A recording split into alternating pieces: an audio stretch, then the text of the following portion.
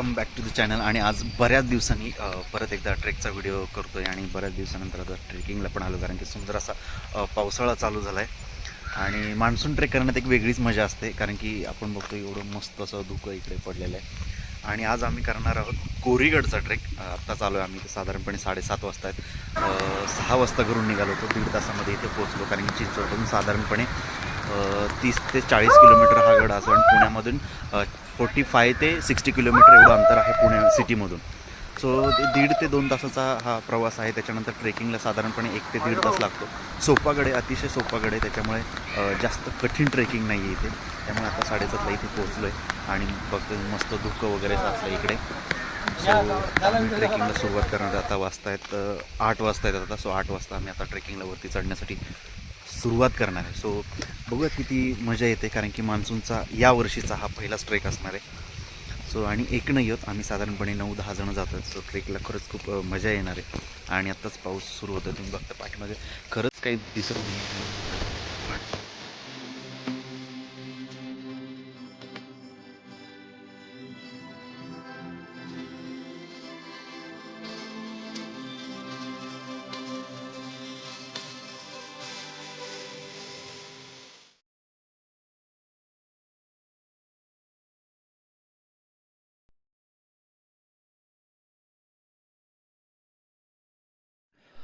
कोरीगड हा किल्ला लोणावळ्याच्या पूर्व दिशेला असून तो लोणावळ्यापासून 25 किलोमीटर अंतरावरती आणि पुण्यापासून साधारणपणे 65 किलोमीटर अंतरावरती हा कोरीगड किल्ला आपल्याला पाहायला मिळतो. किल्ल्यावरती जाण्यासाठी कोरीगड हा किल्ला चढाई करण्यासाठी अत्यंत सोपा असा किल्ला मानला जातो, कारण की या किल्ल्यावरती जाताना साधारणपणे आपल्याला 1 तासाचा ट्रेक करावा लागतो. अर्धा तास हा संपूर्ण सपाट मार्गावरती आपल्याला ट्रेक करावा लागतो आणि अर्धा तास पायऱ्यांवरती जाऊन आपल्याला किल्ल्याकडे चढाई करावी लागते. अतिशय सुंदर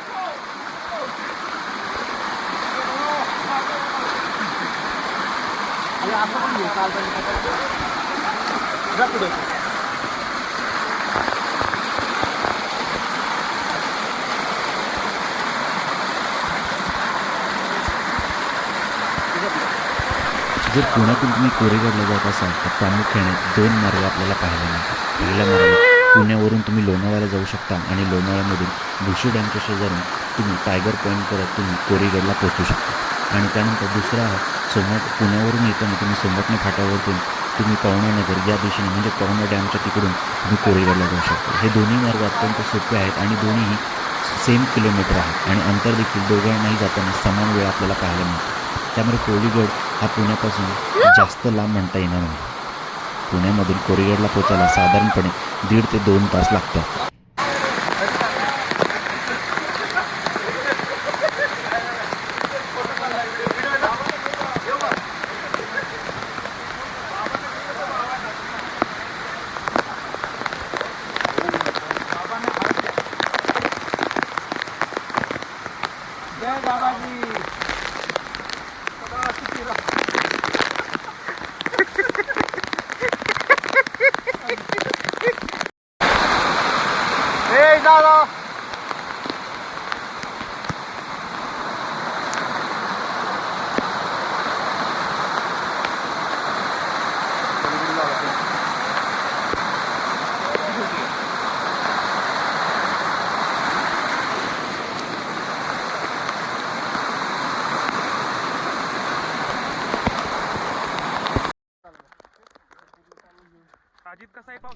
गडावरती गेल्याच्या नंतर तटबंदीच्या बाजूने फिरताना आपल्याला काळजी घ्यावी लागते, कारण की अजूनही तटबंदीचं दगडी बांधकाम अजूनही सुरूच आहे. त्यामुळे प्रत्येक ठिकाणी आपल्याला काळजीपूर्वक चालावे लागते. वरती गेल्याच्या नंतर सुंदर असा नजारा दिसतो आणि वरती गेल्याच्या नंतर आपल्याला 2 महादेवाची मंदिरं आणि एक कोराई देवीचं मंदिर देखील आपल्याला पाहायला मिळतं. सुंदर असं वातावरण आहे. मान्सूनमध्ये हा ट्रेक अतिशय सुंदर मानला जातो आणि जे नवीन ट्रेकर्स आहेत ते या किल्ल्याला आवर्जून भेट देतात, कारण की ट्रेक करण्यासाठी अतिशय सोपा असा हा किल्ला मानला जातो. आजी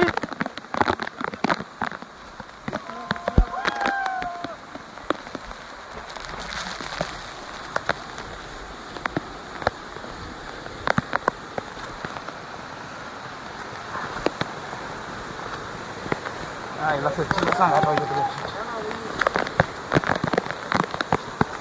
सचिनला सांगायला पाहिजे राव. सचिनला बोलायला पाहिजे.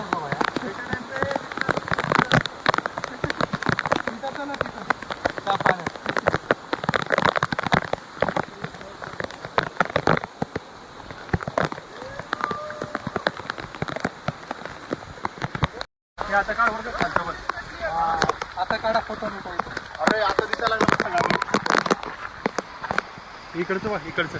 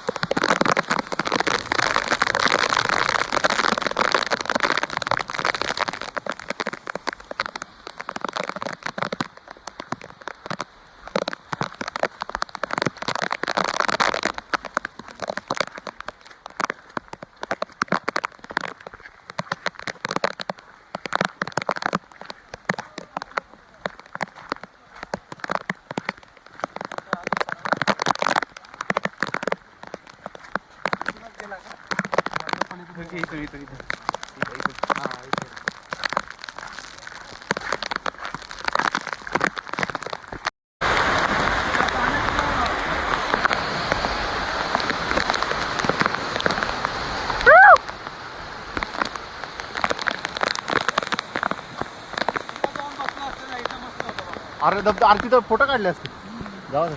तयार नाही त्याला पुढं पुढं पुढं पळायला लागले.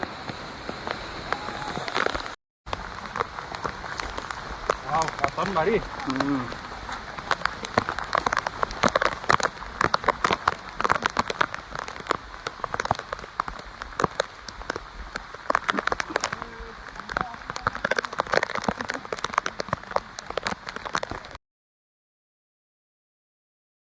जर तुम्ही कोरीगडला येणार असाल तर पावसाळ्यामध्ये हा कोरीगड नक्कीच करा.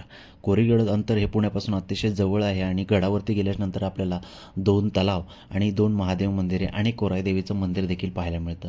त्याचबरोबर पाण्याचे टाके देखील वरती आपल्याला पाहायला मिळतात. सुंदर असा छोटासा किल्ला आहे, परंतु पाहण्यासाठी अतिशय उत्तम आणि फार सुंदर आहे. सगळ्यात महत्त्वाचं म्हणजे मान्सून ट्रेक करण्यासाठी उत्तम आहे. कसा व्हिडिओ वाटला नक्कीच कमेंट